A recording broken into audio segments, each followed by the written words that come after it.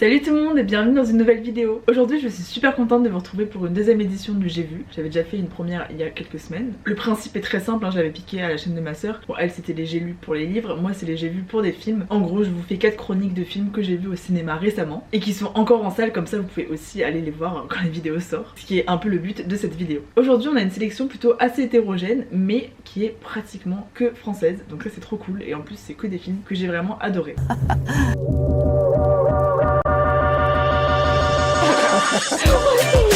Valentine. Comment t'as Patrick? Thank you, bitch. Je chante la vie, je danse la vie. On va commencer sûrement avec le film le plus intense, le plus dur, le plus émouvant de cette sélection. C'est Je verrai toujours vos visages, réalisé par Jeanne Herry. Le film il va vraiment mettre l'accent sur le concept de justice restaurative en fait. C'est une branche de la justice française qui a été mise en place il y a quelques années, qui permet à des victimes et à des coupables de n'importe quel crime de se rencontrer pour discuter ensemble de ce qui s'est passé, de pourquoi ils ont fait ça, de quels sont les ressentis de chaque partie. Alors il y a deux types de réunions, soit c'est les réunions en groupe du coup où on a plusieurs victimes et plusieurs agresseurs, malfaiteurs qui se rencontrent et les crimes commis par l'un ne sont pas forcément ceux subis par les victimes, donc c'est pas obligé que ce soit la même chose qui soit passée. Et sinon on a la deuxième situation, là où la victime veut rencontrer son agresseur, ou inversement l'agresseur peut demander à rencontrer la victime pour qu'il y ait une médiation entre les deux. Donc il y a un intervenant extérieur qui va les accompagner tout du long pour qu'ils puissent se rencontrer, que la rencontre se passe au mieux même si ça peut être très compliqué. Et dans le film du coup on va suivre ces deux types de mise en place de justice restaurative. Avec dans le groupe il y a plusieurs victimes, on retrouve notamment Leila Bekti, Gilles Lelouch ou encore Dali Ben Salah chez les agresseurs. Et de l'autre côté pour la rencontre d'une victime avec son agresseur, on va suivre le personnage joué par Adèle Exarchopoulos et celui de l'intervenant qui est joué par Élodie Boucher. Le film est assez long, il dure quand même 2 heures et c'est quand même très centré sur la parole des victimes et des agresseurs, sur des échanges. Il n'y a pas énormément d'action, on va juste suivre la mise en place de ces réunions, de comment ça se passe, des rencontres, des ressentis de chacun. Mais c'est un film vraiment très fort parce que déjà il est superbement interprété. Tous les acteurs jouent merveilleusement bien, que ce soit en rôle de victime ou en rôle d'agresseur, de coupable. On est vraiment immergé avec eux dans les réunions, on ressent ce qu'ils ressentent, on sent la tension qui peut monter parfois parce que même si c'est beau ces rencontres et que ça permet de mieux se comprendre au fur et à mesure, c'est quand même de longues séances qui durent 3 heures à chaque fois et forcément il y a des fois où ça va exploser, il y a des fois où les victimes vont s'énerver face au témoignage de ce qu'elles entendent et inversement parce que des fois il y a une incompréhension des deux côtés. Ce qui est super beau à voir aussi c'est de voir l'évolution de jusqu'où ça va aller, est-ce qu'ils vont finir par se comprendre mutuellement, donc on a vraiment une belle évolution. Et du côté de la rencontre agresseur-victime, là c'était aussi très fort, très émouvant. Alors je préviens, trigger warning, ça parle d'agression sexuelle, de viol, d'inceste. Donc si c'est des sujets auxquels vous êtes assez sensible, voilà, je vous préviens avant d'aller voir le film parce que c'est quand même dur. Il n'y a pas des scènes explicites mais il y a quand même des petites scènes sous-entendues on comprend ce qui est en train de se passer. Parce que du coup on va suivre donc Chloé, le personnage joué par Adèle, qui a subi de l'inceste de la part de son frère et qui aimerait le rencontrer à nouveau parce qu'en fait il va sortir de prison. Donc elle voudrait juste lui parler pour se mettre d'accord sur le fait de pas se croiser en ville, de choisir tel horaire machin, parce qu'il va revenir habiter dans la même ville qu'elle. Donc elle aimerait préparer cette rencontre au mieux et ça dure quand même assez longtemps puisqu'en fait c'est souvent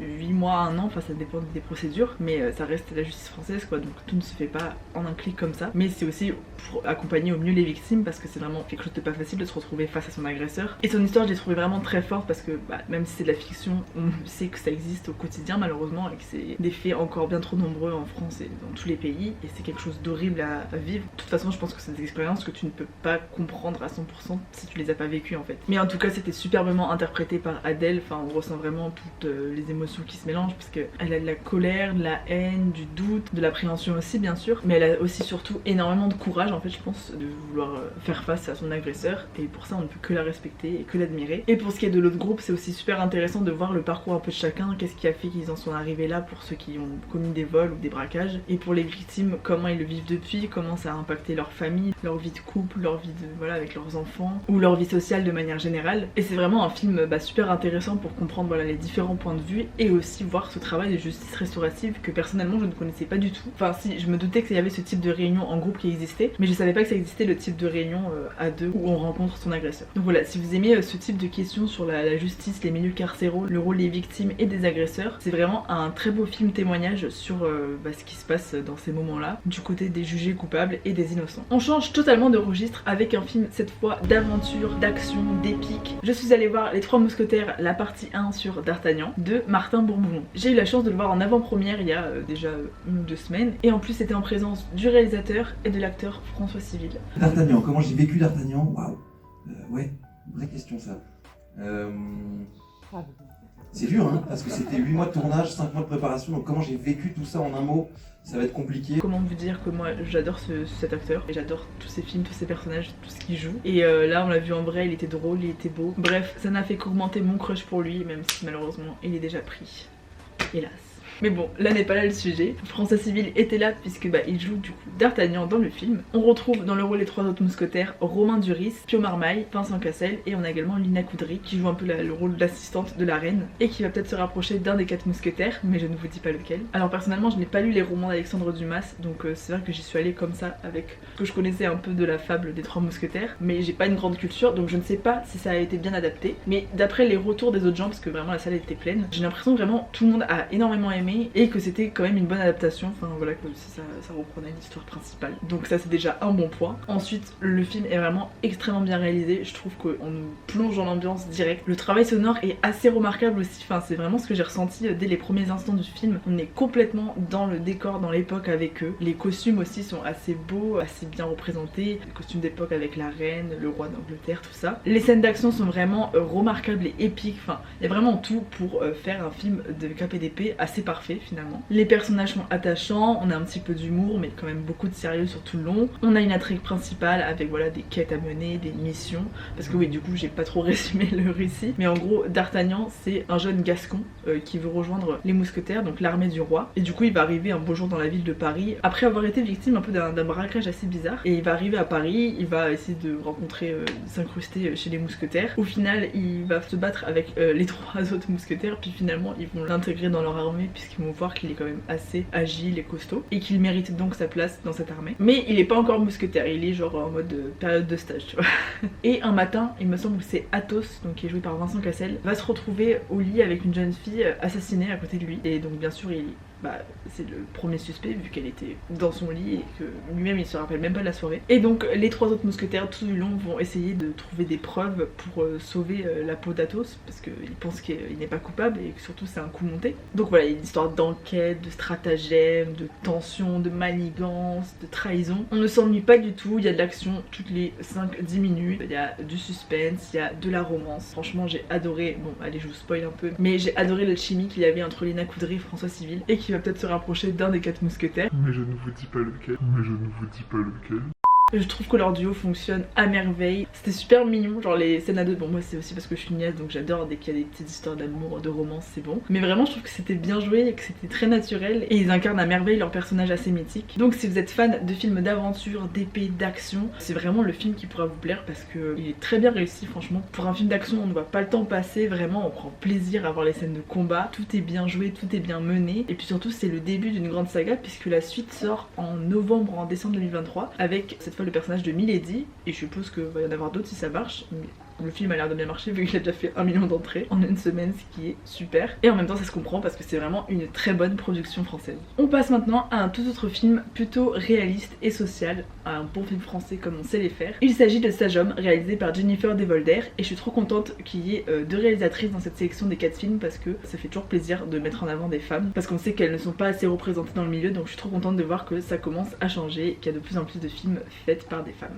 Sage Homme, c'est l'histoire d'un jeune étudiant qui, après sa première année de médecine, lors du numerus clausus, là vous savez en fait il y a des places limitées pour chaque section, donc il y a médecine, dentiste, obstétricien, donc ce qui est sage-femme et tout, et un autre je crois. Sauf que tu t'as beau avoir réussi le concours, en fait si t'es genre 500e dans le classement, il va te rester les places à la fin, et bien sûr toutes les places en médecine sont prises au début. Et c'est ce qui arrive du coup pour Léopold qui a réussi son année mais qui en fait n'a plus de place, et du coup il est obligé de choisir sage-femme à contre-cœur. Et au début, comme toute sa famille est fière de lui et s'attend à ce qu'il ait son année, il va pas oser leur dire qu'il est en obstétrique, et du coup il va juste faire croire que oui c'est bon, il a eu son année et qu'il va rentrer en truc de médecine, alors que pas du tout, hein, il va aller en cours d'obstétrique et il va alterner avec des périodes de stage dans des hôpitaux au service maternité. Et au début vraiment il va pas faire d'efforts parce qu'en fait c'est il a juste trop le seum, lui tout ce qu'il veut être c'est médecin, rien d'autre, et du coup il va pas s'intéresser aux cours, il va être un peu insolent avec les profs, avec sa tutrice de stage, sauf que il va vite être repris parce qu'en fait s'il continue comme ça il va juste être viré ou il va pas avoir son année, il pourra jamais être médecin. Donc là Léopold il comprend qu'il faut qu'il se remette en main, donc il va commencer à s'investir plus, à aller plus en cours, à être plus attentif. On va découvrir avec lui voilà ce métier de soins, d'aide, ce métier si important à nos yeux et qui est encore dévalorisé aujourd'hui, celui de sage-femme, parce que c'est quand même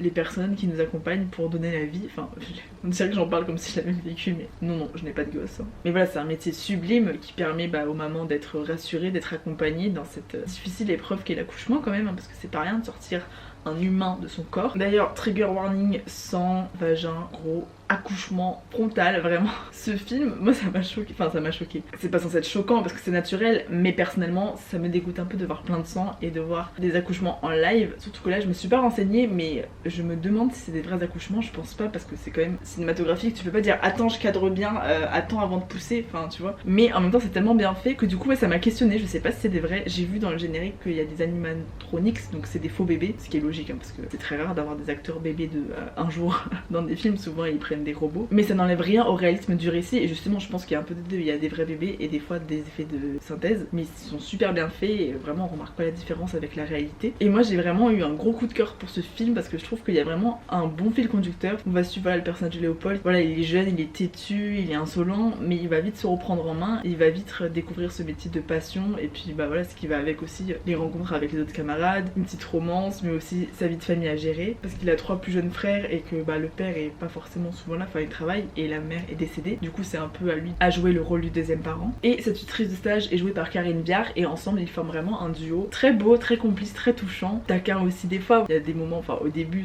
c'est un peu comme chien et chien, ils s'aiment pas trop, puis en fait il va vite comprendre qu'elle est une super tutrice parce qu'elle est là depuis 25 ans dans le service et qu'elle est fan de son métier, donc je pense qu'il n'y a pas plus formateur quand on est entouré par des gens passionnés de leur travail, et la complicité entre eux marche vraiment parfaitement, ils jouent super bien, et j'ai aussi adoré le côté assez didactique du film parce qu'on apprend beaucoup plus sur ce métier là, qu'est-ce qu'il faut apprendre, comment on est formé, voilà on utilise des mannequins pour faire semblant d'accoucher le bébé, il y a aussi le fait de nettoyer les ustensiles après un accouchement, genre j'avais pensé mais oui il faut nettoyer les bacs de sang après chaque accouchement, donc c'est vrai qu'il y a toutes ces parties là qui sont un peu cachées, qui sont mises de côté mais qui sont essentielles et nécessaires pour chaque travail d'accouchement. Il y a aussi quelques moments un peu plus durs parce que c'est plus rare mais parfois les accouchements se passent mal et donc on est en tension avec la famille, l'équipe, les infirmiers, donc vraiment je trouve que c'est un très bon film parce qu'il y a un peu de tout, voilà, il y a de l'émotion, de l'action, de la romance, des petites touches d'humour par-ci par-là, une très bonne complicité entre tous les membres de l'équipe de sage-femme, et Melvin Boomer vraiment je trouve qu'il joue trop bien, enfin il est super touchant son personnage et vraiment j'ai trop kiffé, enfin on passe vraiment un super moment rempli d'émotions, puis c'est beau de voir la vie, enfin c'est fascinant de se dire qu'on peut créer un humain et le sortir comme ça, pouf, et après ça fait plein de petits humains qui grandissent, et bref je trouve ça fou le concept de bébé. Donc pareil, si c'est un sujet qui vous parle, si vous avez envie de passer un petit moment attendrissant, doux, drôle, bienveillant, je vous recommande parce que c'est un film qui fait du bien, même si j'ai versé ma petite larme à certains moments parce que y a pas à faire des scènes comme ça en fait. Mais c'est aussi la réalité, voilà, les scènes plus dures, c'est ce qui peut arriver parfois. Mais le gros du film reste majoritairement positif et on passe vraiment un très beau, très doux moment. Et on passe déjà au dernier film qui est un film d'animation à moitié français parce que ça a été fait par Universal, un autre truc. Et le studio d'animation c'est Illumination, donc ceux qui ont fait Les Mignons. Et oui, c'est un studio français, genre je l'ai appris il y a pas longtemps. Plutôt classe quand même, comme patrimoine français, Les Mignons. Et cette fois ils ont travaillé sur Super Mario Bros, le film, vous en avez sûrement entendu parler. En vrai des fois je suis mitigée sur les films d'animation, mais là vraiment la bande-annonce me donnait envie en mode oh l'univers a l'air incroyable, et j'ai pas été déçue. Donc il a été réalisé par Aaron Horvath et Michael Jelenic, donc pour ceux qui ont eu la DS Lite il y a fort longtemps comme moi. Ça reprend des éléments du jeu Super Mario Bros, mais il n'y a pas que ça, hein. En fait on va suivre au début le quotidien de Luigi et Mario qui sont frères et qui vivent notre vie normale. En fait c'est des humains comme nous qui habitent à Brooklyn, qui sont plombiers, mais bon ça marche pas trop, ils sont jeunes et savent pas trop ce qu'ils veulent faire de leur vie. Et un matin lors d'une mission ils vont être aspirés dans un tuyau qui va les amener dans une galaxie parallèle qui est le monde de Super Mario Bros, de Nintendo, de tout ça, où il y a le royaume de Bowser qui veut tout envahir parce que c'est une méchante tortue. J'ai découvert dans ce film que c'était une tortue, j'avais jamais capté avant. Et puis en face on a le royaume de Peach, voilà, qui est avec tous ses citoyens Todd et Toadette. Et dit comme ça fait vraiment très enfantin, mais c'est un film familial, on fait autant aller quand vous êtes adulte et quand vous êtes enfant. Et sauf que le problème c'est que Luigi va se faire aspirer dans un mauvais tuyau qui va l'amener directement au royaume de Bowser, tandis que Mario il va arriver chez la contrée de Peach. Du coup il va aller à la rencontre de la princesse pour lui demander de l'aider à sauver son frère. Donc ils vont partir ensemble se préparer au combat pour aller combattre Bowser. Le film dure pas très longtemps, c'est 1h30, donc franchement je je trouve que ça va, c'est assez bien dosé. Pour le scénario, je trouve qu'ils ont pas fait un truc très original, mais après ça reste un film d'enfant, donc ils vont pas forcément chercher trop loin, même si c'est quand même assez moderne et bien adapté, parce que voilà, on a Peach qui est une princesse mais qui reste pas là à flâner. C'est quand même une princesse super badass qui sait trop bien se combattre et tout, et qui reste pas voilà passive, donc ça c'est cool. Et par contre, niveau esthétique et mise en scène, franchement, si vous avez passé des heures à jouer à Super Mario Bros comme moi, on retrouve tellement d'éléments et de détails, et c'est trop bien. Vraiment, ça m'a fait un peu un voyage nostalgique dans toutes les maps de Mario, vous savez, avec toutes les contrées et tout. Je trouve que, enfin, en fait, il y a plein de petites rêves comme ça qui passent sous nos yeux en 5-10 secondes. Après, bah, si tu les as pas, du coup, tant pis pour toi.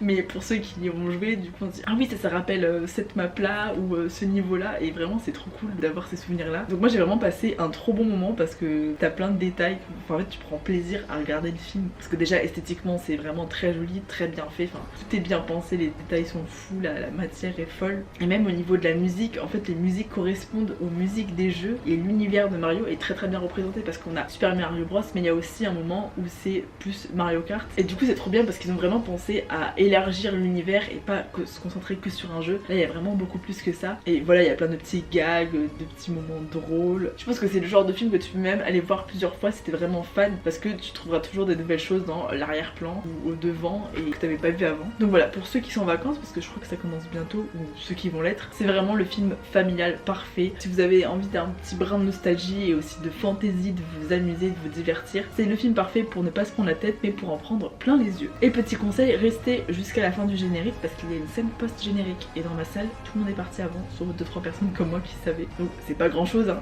mais c'est toujours cool parce que du coup ça nous indique qu'il y a potentiellement une suite si le film marche. Vu ce qu'il a fait, je crois que c'est le meilleur démarrage pour un film d'animation de tous les temps. Donc à mon avis, c'est bien parti pour continuer. Et ça se comprend parce que vraiment il est très bien réussi. Enfin en tout cas en termes esthétiques. Je trouve que l'histoire ils auraient pu faire un peu moins basique, mais après voilà, au niveau des personnages, des coloris, des éléments, on est vraiment servi. J'ai encore une fois beaucoup parlé, j'espère que cette vidéo sera pas trop longue. J'essaye de dire l'essentiel mais je me perds toujours, moi je sais pas aller droit au but. En tout cas, j'espère que ça vous donnera envie de voir ces films. N'hésitez pas vous à me dire quels sont vos recommandations, parce que je vous sors 4 films mais il y en a 10 toutes les semaines différents, donc n'hésitez pas à me dire vos recommandations en commentaire. Moi je vous fais de gros bisous et je vous dis à très vite sur YouTube. Prenez soin de vous.